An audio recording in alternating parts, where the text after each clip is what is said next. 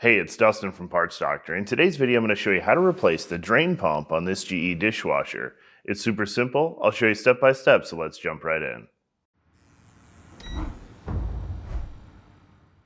The drain pump assembly removes water from the dishwasher tub at the end of the wash and rinse cycle. It pushes used water out through the drain hose so the dishwasher can complete the cycle and prepare for drying. Over time, the drain pump can become clogged with food debris, broken glass, or foreign objects, or the motor can wear out or fail electrically. When this happens, the pump may run without moving water or may stop working altogether. If the drain pump fails, you may see the fault codes F56, FTD, notice standing water left in the bottom of the dishwasher, or unusual noises during the drain cycle. Replacing the faulty drain pump restores proper draining and allows the dishwasher to operate normally. If you're troubleshooting a dishwasher that won't drain, check out our full diagnostic video that shows you how to enter service mode and read fault codes. If you need to purchase a replacement drain pump assembly for your GE dishwasher, you can check out our website, partsdoctor.com. We offer fast shipping and only sell manufacturer-approved genuine replacement parts for all major appliance brands. This video features disconnecting electrical components, so please disconnect your appliance from its power source before beginning. Although some components underneath the dishwasher can be removed with the dishwasher still installed, this repair requires a dishwasher to be removed to access the drain pump assembly. Before attempting, make sure you understand how your dishwasher is connected to power, the drain, and the water line. Every installation can be different, so check out our dishwasher removal video if you need help or clarification with your removal. Not fully understanding this process can lead to you potentially damaging your appliance or kitchen. With the dishwasher pulled out, carefully flip the appliance backwards to expose the bottom. With the appliance resting on its back, trace the drain hose to the drain pump attached to the sump assembly. There is a white tab that holds the drain pump and prevents it from rotating or disconnecting.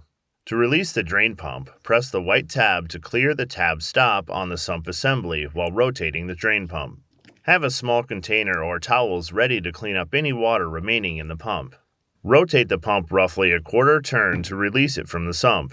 Be careful as the drain pump is still connected to an electrical connector.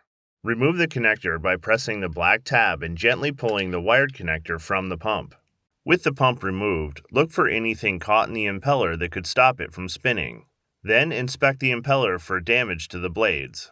If the blades are broken or worn out, they can cause the pump not to operate properly. The blades of the impeller should rotate but should not spin freely.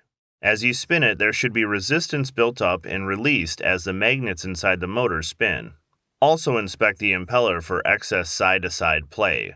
It is normal for the impeller to be able to pull in and out slightly.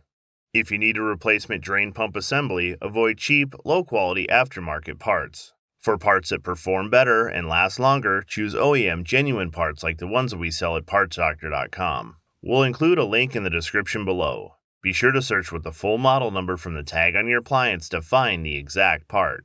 With the pump removed, now is a great time to be sure that the opening of the sump where the drain pump connects should be cleaned and inspected.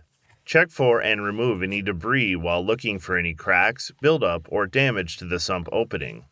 If you suspect that your drain hose is clogged or needs to be cleaned out, loosen and disconnect the drain hose clamp with either a 1/4-inch nut driver or a flathead screwdriver. Once disconnected, inspect the drain hose for blockages, buildup, or damage. Once it's clean and free of debris, snugly reconnect the drain hose clamp. To install the new drain pump, connect the wired connection to the pump and be sure that the tab is locked over the connector. Place the drain pump on the sump opening so the white tab will lock when rotated a quarter turn. Be sure this locking tab slides over the stop of the sump assembly. Reinstall your dishwasher without the kick plate. Run a test cycle and check for any leaks. Reinstall your kick plate and your dishwasher is now ready to use. Well, that'll do it for today's video. As always, I'm Dustin with Parts Doctor. Until next time, thanks for watching, and we'll see you later.